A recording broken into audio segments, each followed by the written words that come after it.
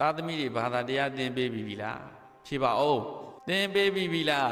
သားသမီးတွေကိုနေရီထိုင်နေစားနေတောင်နေသင်ပေးပြီလားချက်နီးပြုံနေလျှော်နေဖို့မနီးတွေသင်ပေးပြီလားသားသမီးကိုစိုက်နီးပြိုနီးသင်ပေးပြီလားကြောင်းသွားထားတယ်ကျူရှင်သွားထားတဲ့ပညာသင်ပေးတာမဟုတ်ဘူးအဲ့ဒါစာသင်ခိုင်းတာဘာလို့ခိုင်းတာတော့အဲ့ဒါကြောင့်ဒီပုံစံအတိုင်းနာသွားရင်ဘုံဘုံတို့နိုင်ငံကြီးကနောက်တော့အခုကြည့်နိုင်ငံခြားကနေပြည်စည်းမဝင်တော့ဘူးစီတီမတ်ထဲမှာနိုင်ငံခြားပြည်စည်းမဝင်တော့ဘူးတဲ့ဈေးဆိုင်တွေမှာနိုင်ငံခြားပြည်စည်းမရှိတော့ဘူးတဲ့ဆိုတော့လုတ်တက်ခိုင်းတဲ့စားတဲ့တော့တာမရှိဘူးဘာဖြစ်လဲနိုင်ငံခြားဝင်စည်းဖြိုးရေးလေးတွေကိုအကုန်ဖြိုးမယ်မကြီးသီးနဲ့ထညက်ကိုအကုန်ဖြိုးမယ်ပြည်တွင်းပြည်တွေတော့ပေါ့အခုနိုင်ငံခြားပြည်စည်းမဝင်တော့ဘူးဆိုတာနဲ့ခိုင်ခတ်လိုက်တာ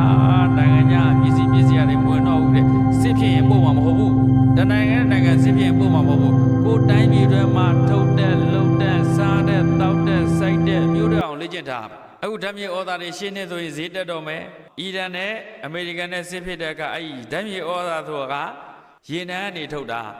လန်ခင်းတဲ့ကတ်တရားတွေဆိုတာရေနံကနေထုတ်တာအခုခုနထွန်းတဲ့ဖျောင်းနိုင်တွေကရေနံကနေထုတ်တာ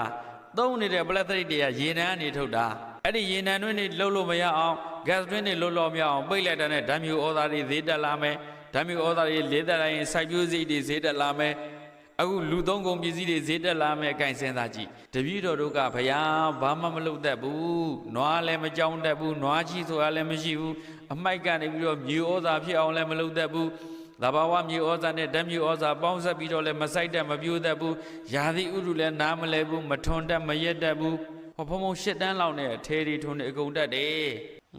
ဘာတွေသင်ပေးပြီးကြပြီတော့ဘုံဘုံကဒါလားပြောတာ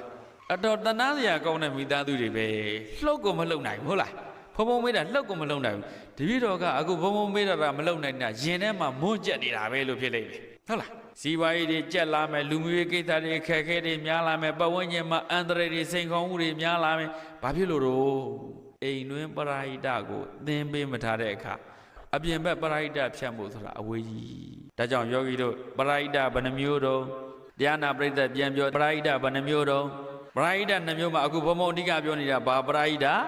အိမ်တွင်ပရိဟိတကိုနိုင်ရင်အဲ့ဒီကလေးတွေကပြင်ဘက်ရောက်တော့လေရံမဖြစ်ဘူးတဲ့အများကူညီတတ်တဲ့